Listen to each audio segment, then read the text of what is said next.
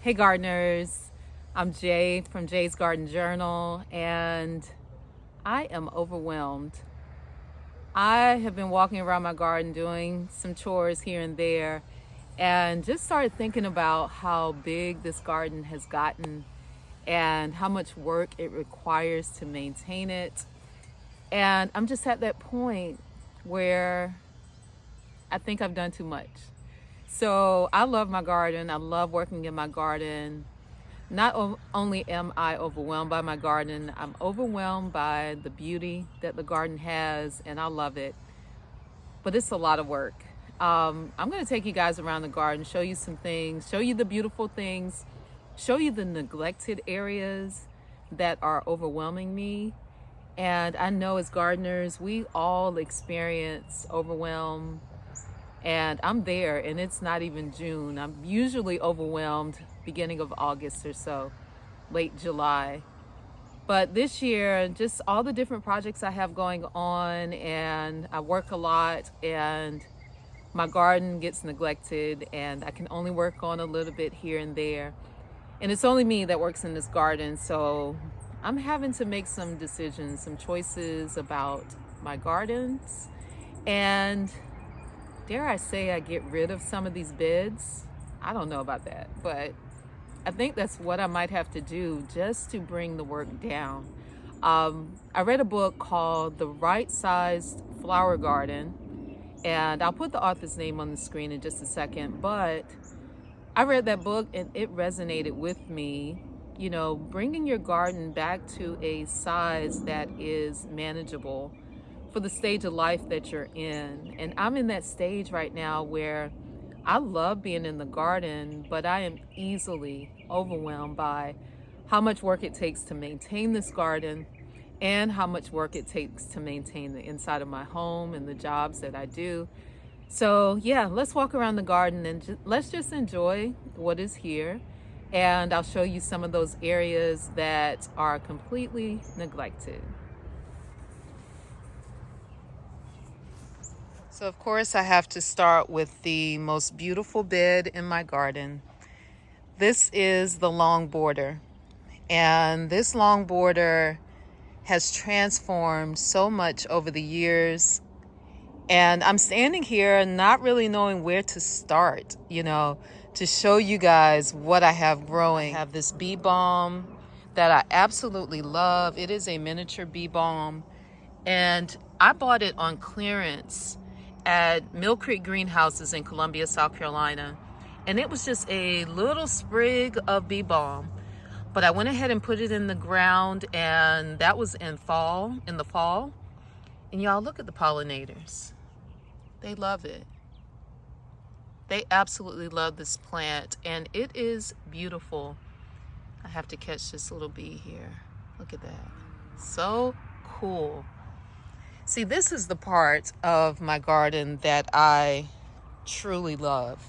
Seeing a space transform and seeing new things pop up each day, watching things bloom and then, in their season, and then something new pops up.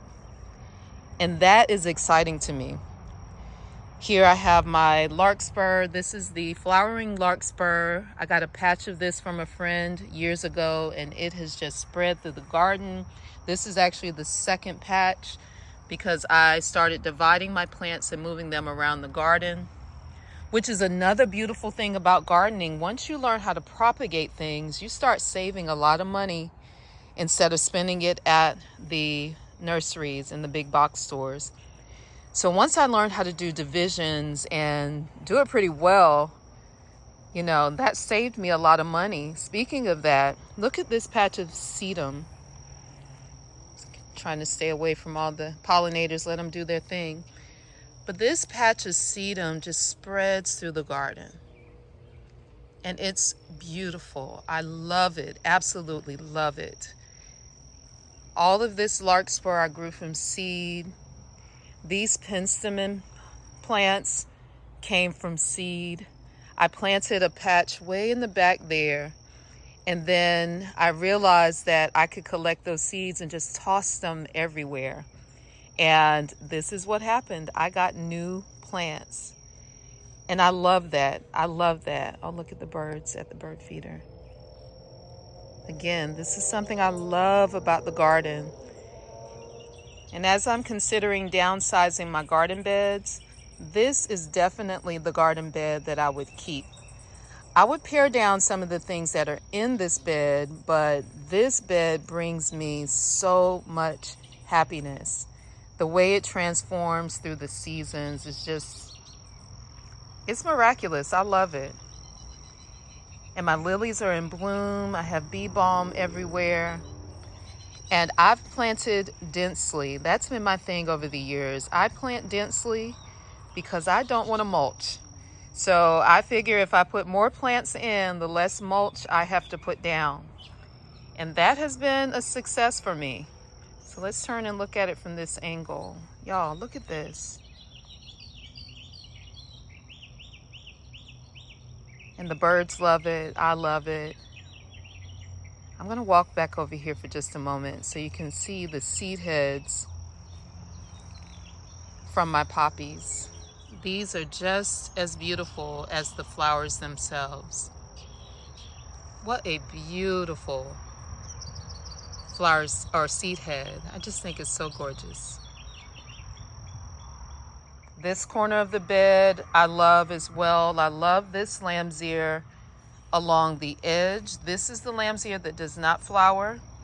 And behind it this year I have yarrow and some more penstemon. I have persicaria right here. There is some, I think that's a phlox maybe. I have a lot of echinacea that has come back. The echinacea that grows best in my garden are the echinacea plants that came from seed from my garden. So I really don't buy any coneflowers from the nurseries anymore because the ones that perform the best are the ones that are self-sown in my garden. The alliums did really well this year for the first time in my garden. I usually don't have much success with them. And I like where I planted those because as that foliage dies back at the bottom there, you don't even see it because there's so much beauty in front of that. So those seed heads are gorgeous, and right behind it you see a pinky winky hydrangea. Now the backdrop of all of this is the bee balm. I love bee balm. Now I know people may look at this patch of bee balm and just be like, oh my gosh, it's so invasive, it's spreading everywhere. I love it. I love my bee balm. And I can easily dig it up or pull it out, whatever I don't want. I've been doing that for the last few years. But when it's in bloom, it's gorgeous. The pollinators love it. So I allow it to grow and spread in certain areas. And, you know, just look at how this looks in front of that cosmopolitan grass. And then in the background right there, you see my Japanese maple. The color combination is wonderful. The dahlias popping up there that are planted in there's a whiskey barrel down there that is hidden from sight because of the bee balm. And guys, my crepe myrtle tree that was attacked severely by the cicadas last year has bounced back. I did what I vowed never to do again, and that was to commit crepe murder. I chopped these plants back severely last year because after the cicadas came, they got infested with mites, or see where I made that severe cut. But they came back, they bounced back, and I am pleased. I'm very pleased. So hopefully I'll only have to do selective pruning on this for the next few years as it starts to grow bigger and bigger. Now, let's go back and see some things that are overwhelming me. Here is an elderberry. It's gorgeous.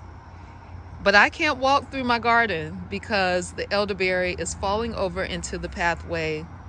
And it pains me to cut off these beautiful blooms, but I have to do it. But this isn't really that overwhelming. What does overwhelm me are my neighbor's trees. These are Bradford pear trees, and they're overgrown. They probably need to be removed, but they're now spilling over into my garden, and I try to prune them as much as I can on my side of the garden. And my neighbor's really great. He'll hire somebody to come in and cut branches out so it doesn't fall over into my garden. But one of my biggest fears is when those branches break and how it's going to affect my garden if the branches fall in this direction. But, you know, that's something I don't need to spend my mental energy on. But it's just a thought that's crossed my mind. Now on this side, let's turn to something that's bringing me joy. This is, and I know I'm going to mispronounce it, so I'm going to call it the regular name, which is hardy tapioca. So this is, I think it's pronounced Manny Hot. I call it Manny Hot Grammy. Sounds like a hot grandma. But this is hardy tapioca. And underneath it you can see some hydrangeas that are actually growing. I don't tend to keep these types of hydrangeas, but they're blooming this year, so they get to stay in this little corner. But the hardy tapioca looks really cute. Every year I cross my fingers and hope it comes back, and it's been coming back since 2020. This was a gift to me from the Colorful Gardener. Right here you see a limelight hydrangea that's very happy. I'm pleased with that. And behind it is my snowball viburnum. This is opening day. This one was attacked severely by cicadas. It's even reblooming. We did have a nice bloom this spring.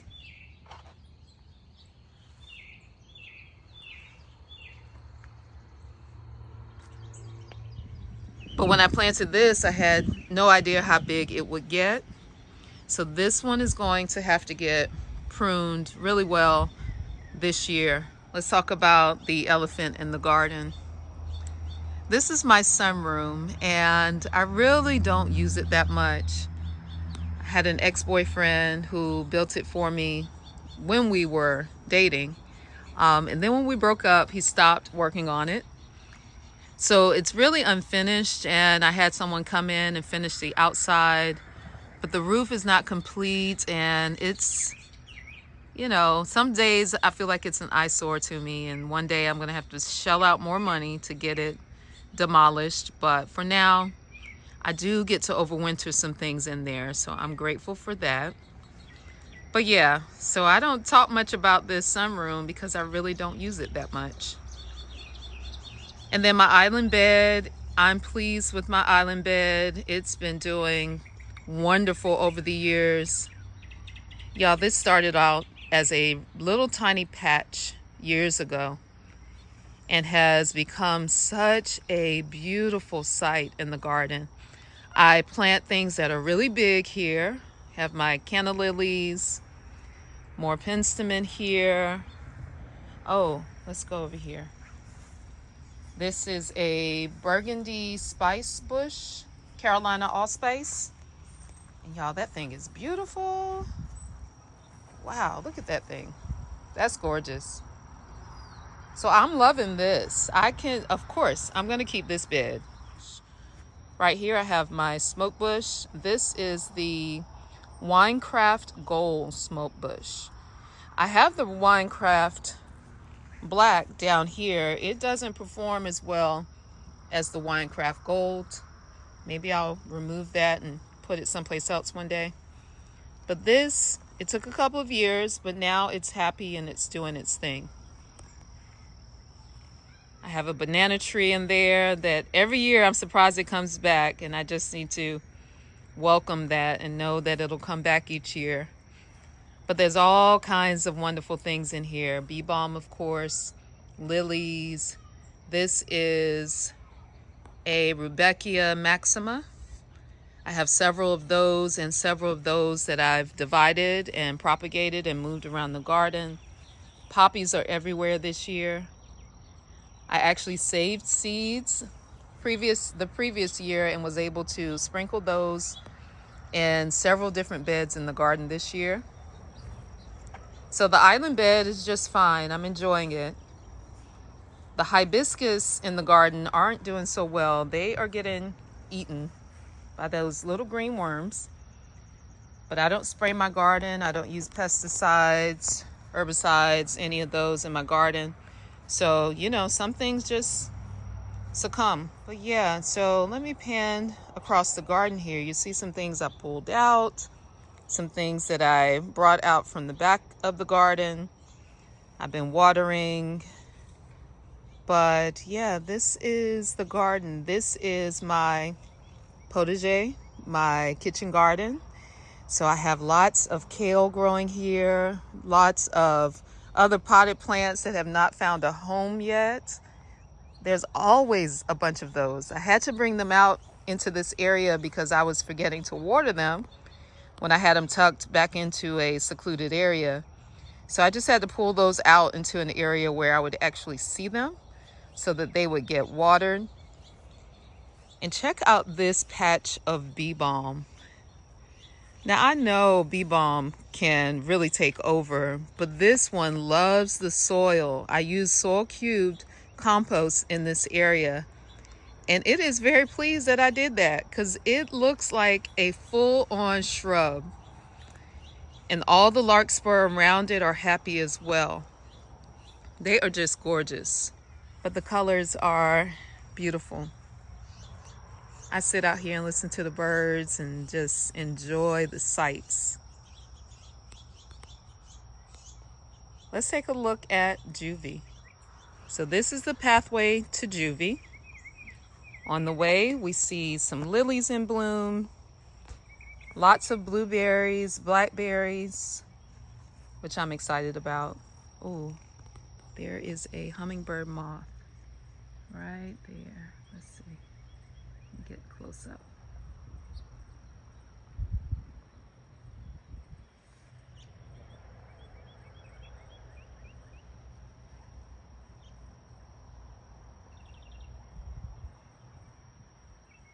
But take a look at the blueberries. Woo! I can't wait to harvest these.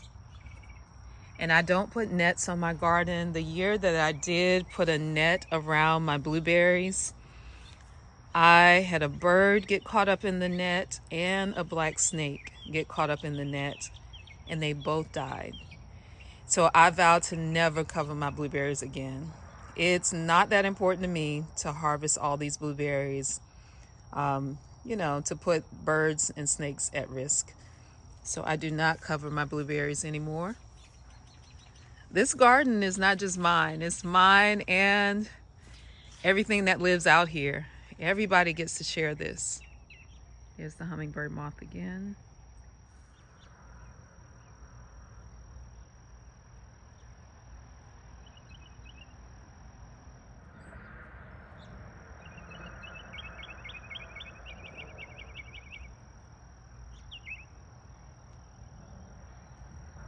Continuing the path to Juvie.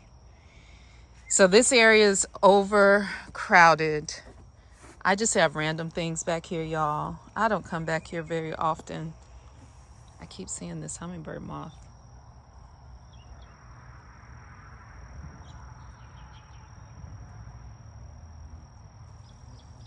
This is the part that makes me excited about my garden. I feel like a kid when I'm out here. But let's continue. Here's my area I call Juvie. There are weeds everywhere, y'all. So you can see I started sheet mulching again. I was considering doing a path once again through the garden. But this is the area that overwhelms me. But once it becomes spring, I don't even walk back here. And I need to clean up this area.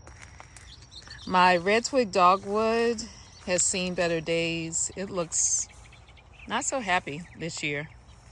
So that might be coming out. Rose bush is back here, crepe myrtles, a vitex. I'm so excited that my neighbor actually is cutting down some of these weed plants and weed trees.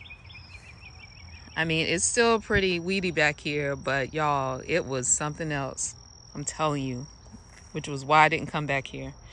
This is the hydrangea from my parents' garden. If you've been following my story, you might have seen when this was really small.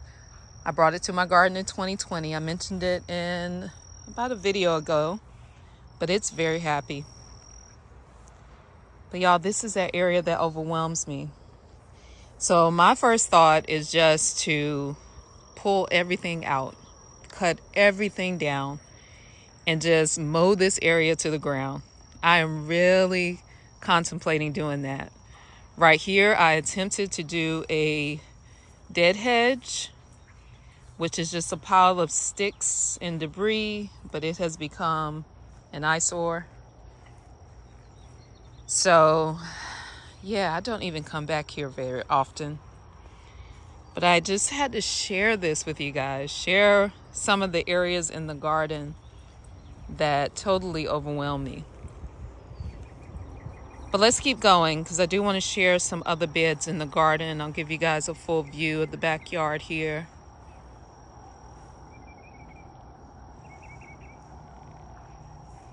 The smoke bush is so gorgeous. Look at that. That pop of burgundy or wine. I like to call it wine. Just that pop of wine color is so beautiful. This is a nectarine tree that just doesn't produce very well. So it may be coming down. I've had it in my garden for probably 5 years as well. I see a couple of nectarines over here, but they don't look that healthy. And, you know, you have to be patient with fruit trees, but I think my patience has run thin for this one. Here's another view of the kitchen garden. I have 2 barrels of herbs here. This is mojito mint in this one. And this one is lemon balm. And this one is sage. So a nice collection of herbs here. Here is the, oh my goodness, it's escaping me. Here are the cardoons. I have cardoons here, and you can see the bugs are already here, hanging out on the flowers. I mean, really, y'all? Yeah, okay. Lots of poppies in here. Sunflower that volunteered, so I let it go. I love when my sunflowers volunteer because they usually are really strong. And then I have some other things here. I have tomatoes in a container. I recently planted a few tomato plants. I have lots more to plant. But this is the other side of the kitchen garden that is full of larkspur. Larkspur and poppies and asparagus is in this bed. So my kale did really well this year. I need to harvest it and freeze it because I will definitely use those in smoothies.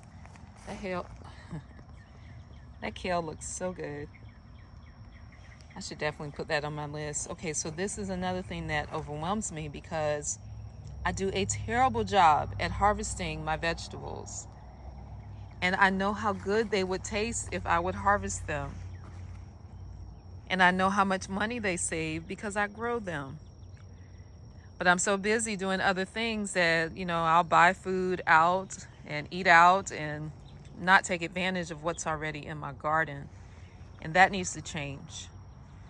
This is the side garden. I love this garden too. So, you know, I said I was going to get rid of a garden bed maybe. Juvie, definitely I could see myself getting rid of that one. But this garden bed has shown me its beauty this year and every year, honestly. These coneflowers are self-sown. I have verbena. I have poppies. Oh, let me come over here because I want to show you how well the poppies hide the foliage of those alliums. I'm glad I remembered to mention this. I planted several alliums in this area, and y'all don't remember which ones, but they're big ones and they're medium-sized ones in here. But the poppies do an amazing job of hiding the foliage of those alliums. So that's definitely something I will repeat in the future. Let's see if I can get a little closer.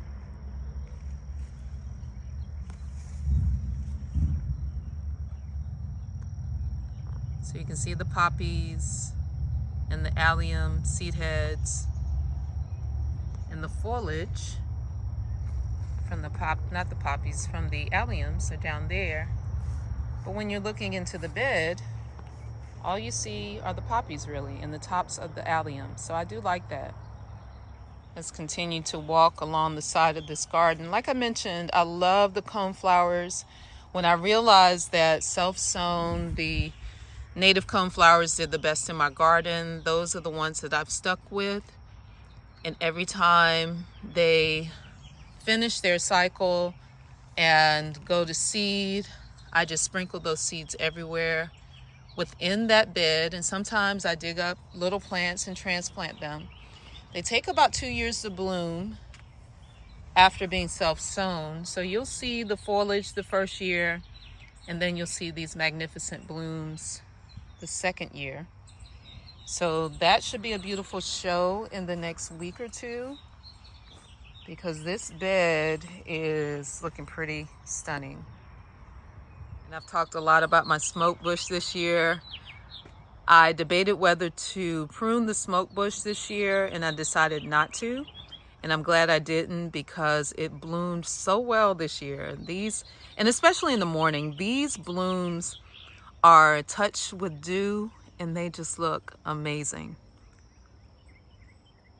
And I love it. It's like a fantasy. You know, you come out here in the backyard, you hear the birds chirping and the different sounds and the different smells, and you know, this is joyous to me. And here's a view of the entire backyard, or at least from this view. See my red birds, my cardinals. So let's continue walking down the side garden. My feijoa, or pineapple guava, is blooming, which means we'll get some fruit on it hopefully this year. And I do get fruit on this each year. Over the last 3 years, I've gotten fruit on it. Y'all, look at that. That's so pretty. Look at this.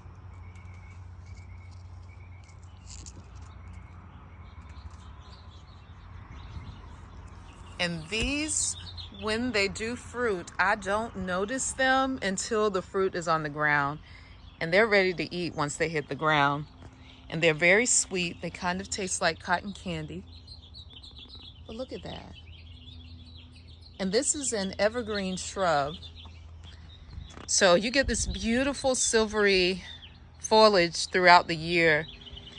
And you get these beautiful blooms. And you get fruit. That is a win, win, win. Right here I have an Incredible planted. I just planted this maybe about 3 weeks ago. I'm hoping it will like this spot because my garden is full sun and I've lost several Incredibles in the past. So I'm hoping it will be happy right here, but we'll see. I'll keep you posted on that. Here's a hydrangea that's very happy. And I'll show you this side of the garden that I have not worked on much over the years because I just didn't know what to do with it. And I finally decided to put in some hydrangeas, daylilies, and just go about my business because I just don't know what to do with this area.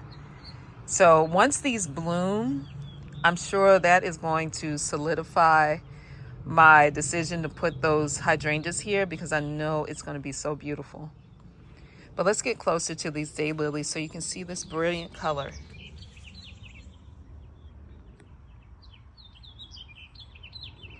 It's spectacular.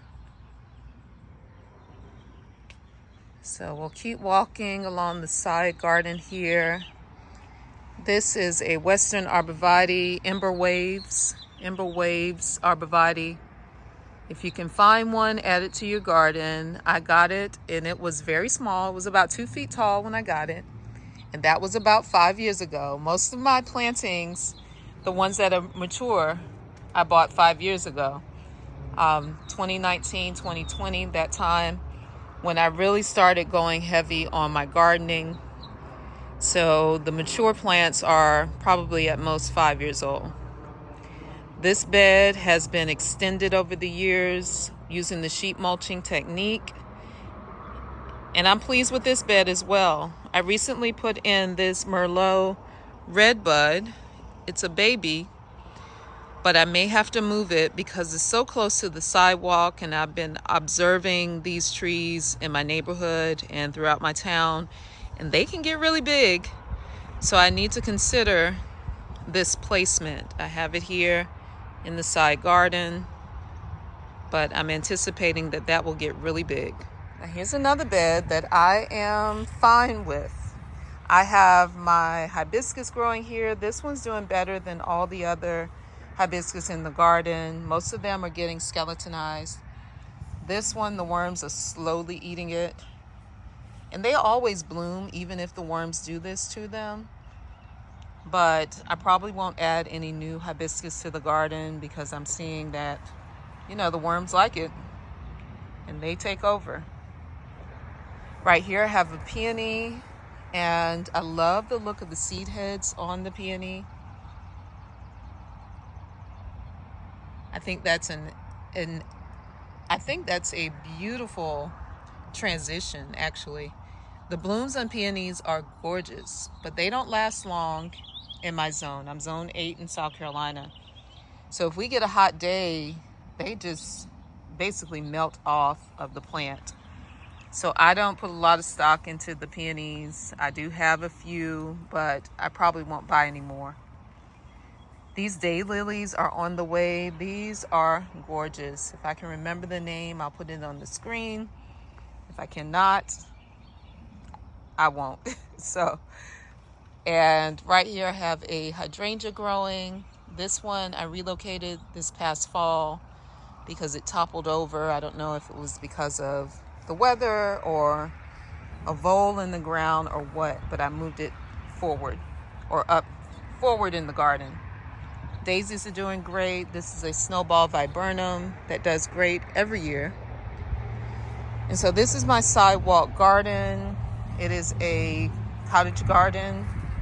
One of the things that I'm going to move is this crepe myrtle. I put this crepe myrtle here last fall, but I'm just not feeling it. I'm feeling like I want to keep all of this area low because I already have a magnolia here. That is the Jane magnolia. And then I have the vitex here. And I have the snowball viburnum here. So I'm just feeling like those shrubs are going to get really big anyway. And having the crepe myrtle here might be a little too much. This Gara is looking amazing. This Gara has been in the garden for about 3 years. And it's doing really well. Here's another coneflower that has popped up. And maybe I planted this one here. Transplanted, I don't remember. But the lilies are gorgeous. I like to call this Lily Lane. My grandmother was named Lily Mae, so I decided I would create a path in the garden that was full of lilies. So you'll see lilies and bee balm, coneflowers here. I'm always surprised that these coneflowers come back because the first few years I just didn't have good luck with coneflowers, and then something changed and they have been very happy in the garden. So you see the health strip right behind the sidewalk garden. We'll walk over there in a second. This is a variegated Joe Pye weed that really hasn't done much in my garden. I was really excited to add this to the garden, but it really just hasn't performed very well. So we'll go take a look at the health strip. My daughter just arrived. Here's the health strip, and it's doing really well. This is the part I'm really surprised with. This ajuga is very happy in this garden bed. I did not expect that, but I am going to divide this and move it throughout the health strip because this is a better option than mulching this area. So I will definitely allow that ajuga to spread through the garden, as well as the creeping jenny. I recently cleaned this bed out, pulled lots of weeds, so things are kind of mixed up. The mulch and the soil are kind of mixed up right now. But the health strip is looking really good. I love these black-eyed Susans. They volunteer in the garden, so I'm always pleased when they pop up in the garden because I know they're going to be beautiful. Okay, let's go this way. Okay. Don't get my car tag in the video. Okay. All right, so this, YouTube family, my daughter's finally filming me. I don't have to film, so I'm letting her do it. I'm excited. This does not happen very often. Okay? Calm down.